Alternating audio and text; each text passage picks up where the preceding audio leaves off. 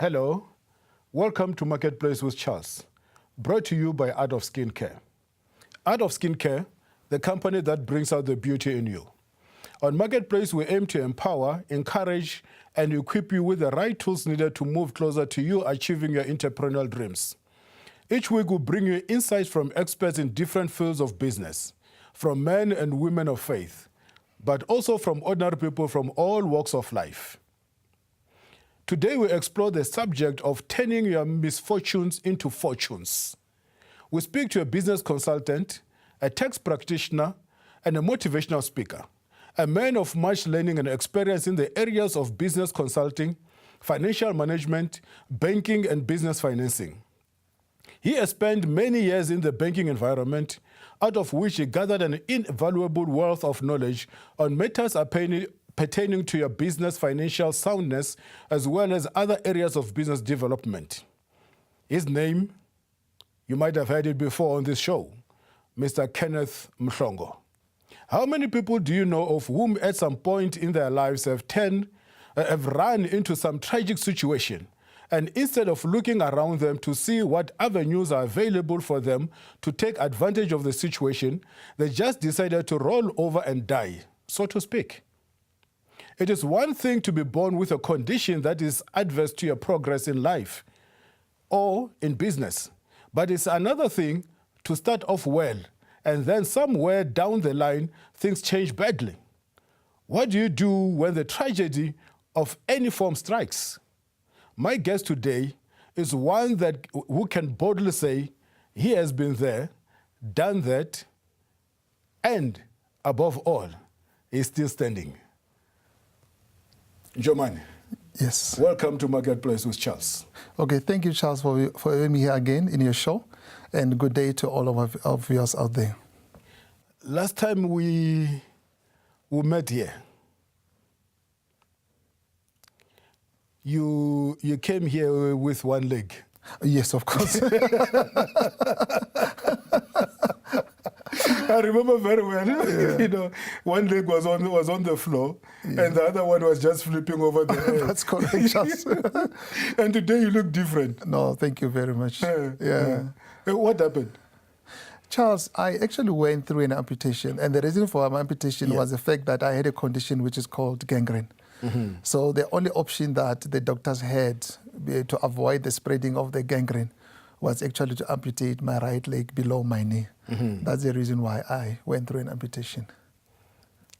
So your leg was amputated completely? Yeah, below my knee. Chopped off? Chopped off completely.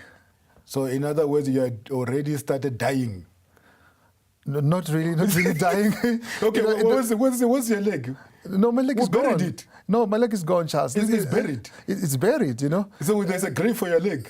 For sure, but probably it has been burned somewhere. I don't think there's a grave for it.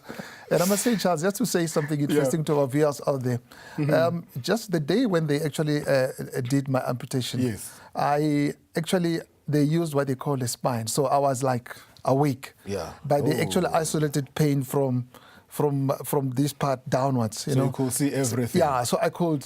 Although I couldn't see, that part was covered, but I could hear everything happening. And I made the anesthetic doctor laugh, because when they finished amputation, I heard a sound of something going into the bin. And I said to the doctor, oh, that must be my leg going to the bin. He says, yes. And I said to them, look here, I've already made peace that part of my leg did not belong to me anymore. So it never became a problem for me to get rid of it, because I had already made up my mind to say this part of my leg was not belonging to me anymore. But that might have been a bold step to take. Yeah, for sure. It needs a lot of mind shift, because it's part of your body, and all of a sudden you don't have it, you know? Yes. But what I appreciate about the whole thing is that you have got people with such condition, and they stay with such condition, and then it affects their entire body. That's correct, yes. And then we eventually bury the whole body. That's correct. Instead of burying just a part of your body and continue to live to 120 years, God's willing. That's correct, yes. Because, Charles, I mean, the attitude that I adopted was the fact that I said to myself, look, it's only a small part of my body that is gone, but I still have my whole body, and I still have my brains. So for me, it was not an issue. It was more. It was more of a philosophy that I have as a person to say, look, it's only a small part of my body that is gone, but I still have the rest of my body. So why should I worry about it? And if you accept and embrace this change in life well, you can eventually do much better in life than even before. Yes, that's correct, Charles. This thing is just a matter of attitude. And I always say to people, Charles, to say whatever happens to you as a person, I always say that it remains an event. But how it affects you depends on the self-talk.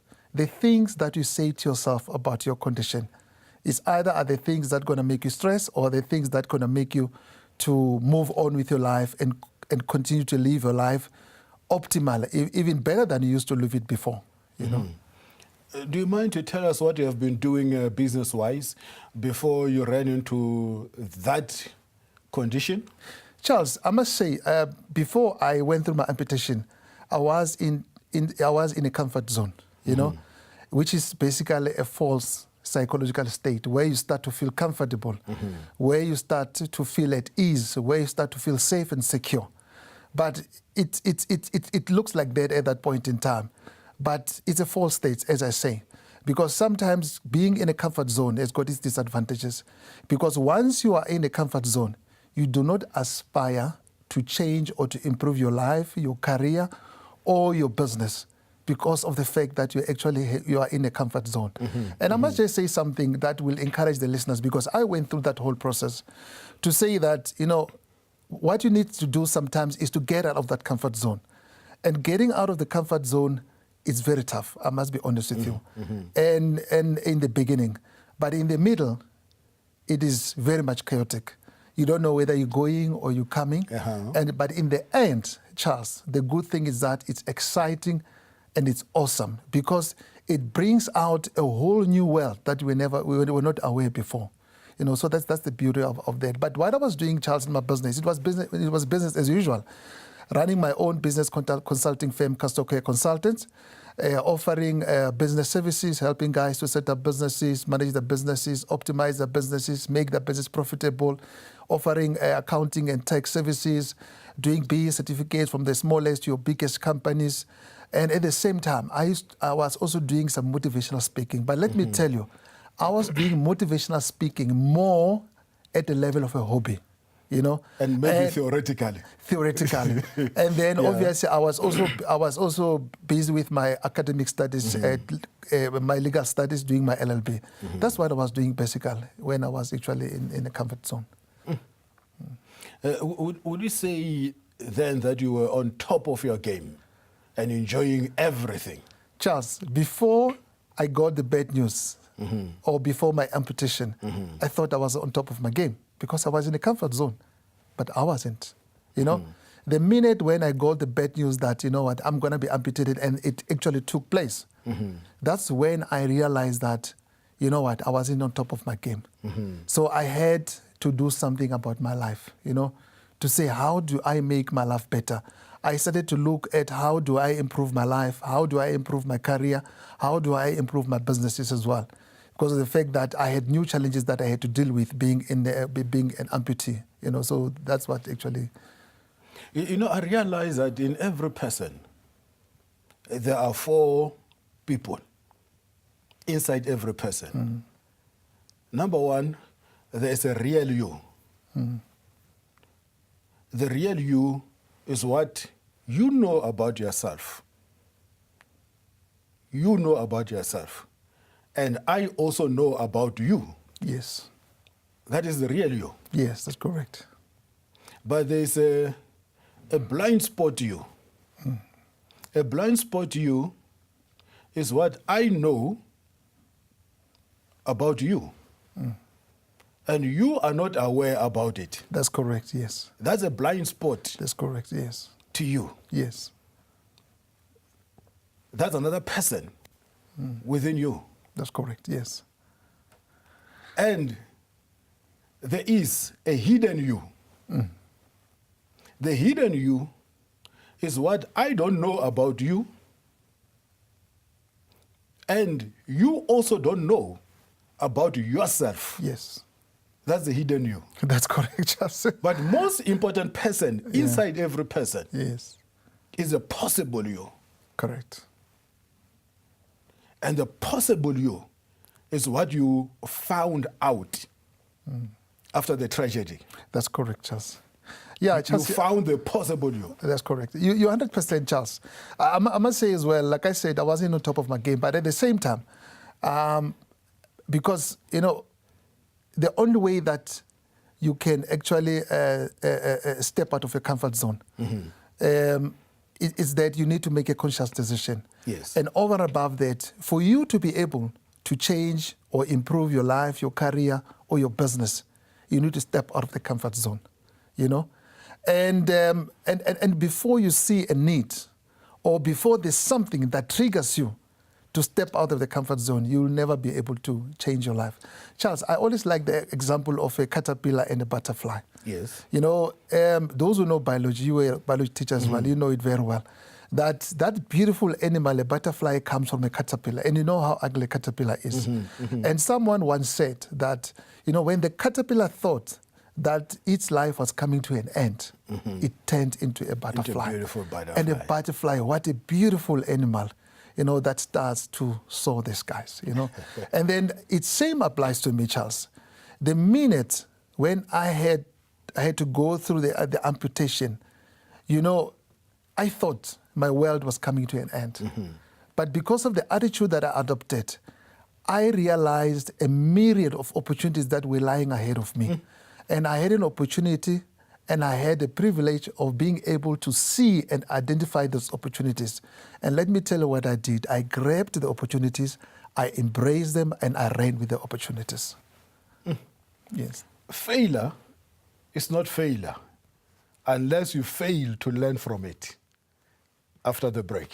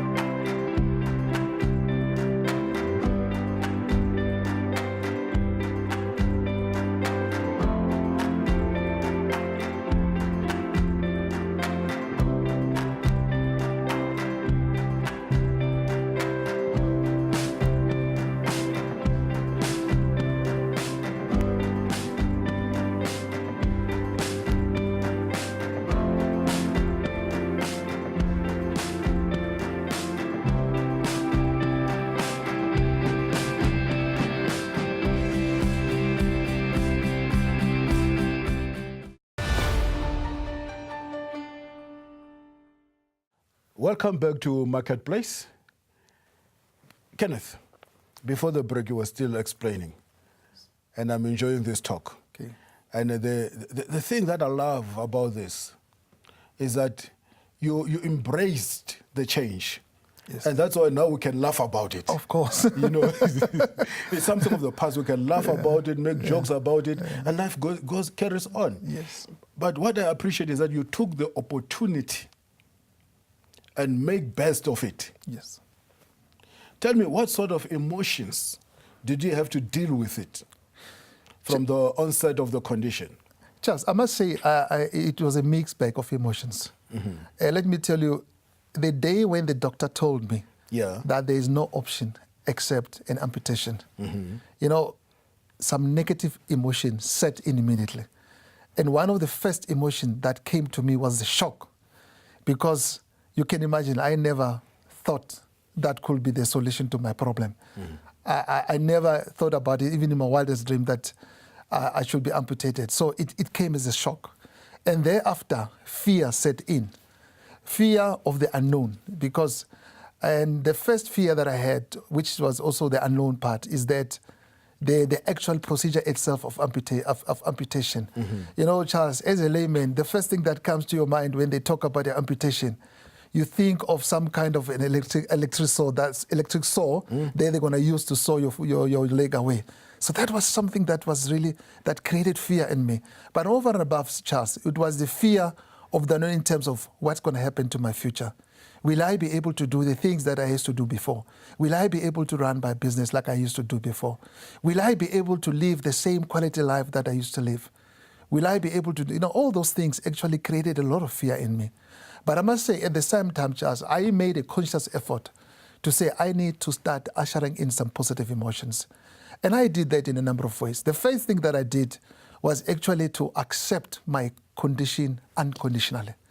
Because someone once said, Charles, that accepting your conditions unconditionally is the first step towards recovery. Yes. And it further says that where there's no acceptance, there's no recovery.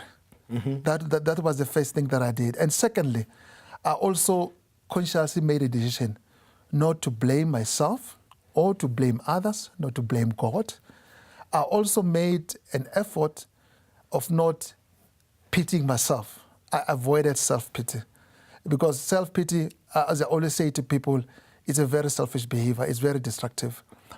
And another thing that I did was to adopt a philosophy that helped me to cope with the situation. This whole philosophy that says, after all, when it rains, the best thing you can do is to let it rain. Because in any way, you will not be able to stop the rain. Is it, but what I appreciate in everything is that you are saying you do not blame God. Yes. But we're not angry at God that from all the people, why you? No, not at all, Charles. Not at all, Charles. No, I wasn't angry with God, not at all. Why wouldn't be angry with God? Because, I mean, why is the condition didn't go to your next door neighbor? Charles. Or maybe to someone who's about to die. You know, you still had a long life. Yeah, Charles, what I always say, it's got to go to do to a large extent with my own philosophy as a person. What I know as a matter of fact is that God is not interested in my comfort, but is interested in my character. And sometimes God allows certain things, bad or good, to happen to us in order to build our character. And I know as a matter of fact, Charles, as well, that God will never give you something that you'll not be able to handle. But sometimes, Charles, in all fairness to God as well, as human beings, we've got this tendency. In times of good fortunes, we normally forget about God and we take credit for everything.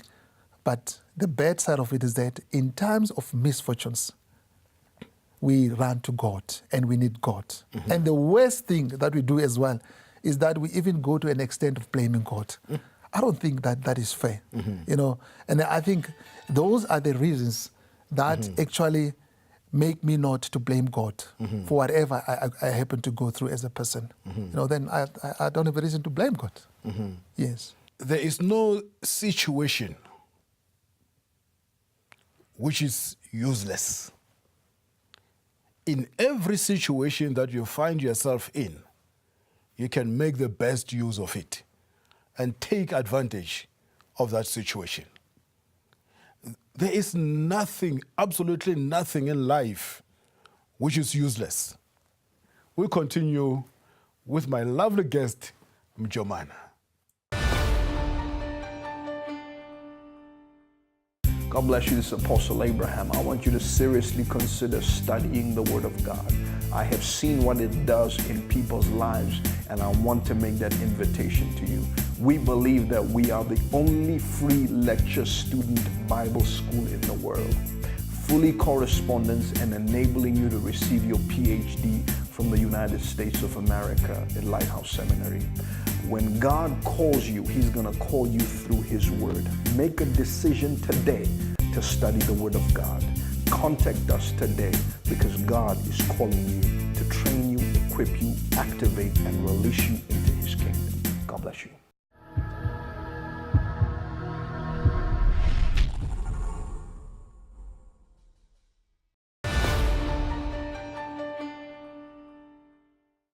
Welcome back to Marketplace with Charles. I'm still sitting here with my guest, Kenneth Mhlongo. Kenneth, I'm enjoying you. Thank you, Charles. Tell me, How then did you settle down, where you realized that life had to continue despite losing one leg? Charles, I actually made a conscious decision to say, you know what has happened to me? Yes. It's water under the bridge. I'll borrow some expression from my woman that she normally hammers into my mind. Yeah, woman, you mean your mother? No, my better half. Okay. Charles, she will always say to me that, you know what, your past, it's your waste paper. So it's water under the bridge. Yes. And your present, it is your newspaper. It's news that you have to live and enjoy your life. But she says, your future, it's your question paper. In other words, those are the life challenges that you need to deal with. Those are the life questions that you need to answer. Those are the things that you need to do to be able to secure your future. You know, so what I did basically, I made a conscious effort to say that, you know what, I have to move on with my life. You know, I have to move on because there's no point for me to stay into my past, into my condition. Because once you do that, you cannot move on. You'll be stuck. And for me, actually, to be able to move on, Charles, there are a number of things that I had to do.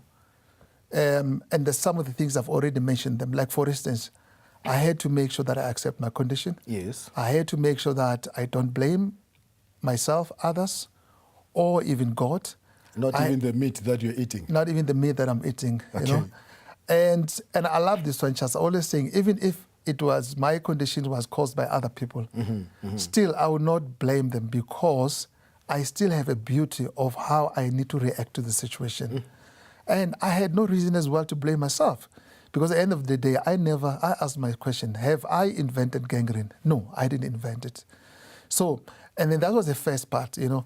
So I had to accept my conditions. I had to make sure I don't blame anyone.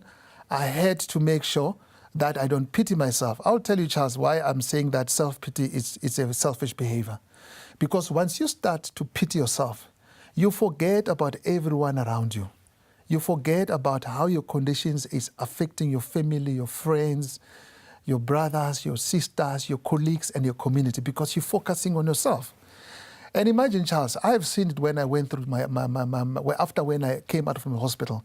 It took quite a long time for some people to visit me. Some people were very close, and I understand why they couldn't come immediately. Yeah. Because I know, as a matter of fact, they didn't know what to say to me, you know. And I could see some of them when they came to see me.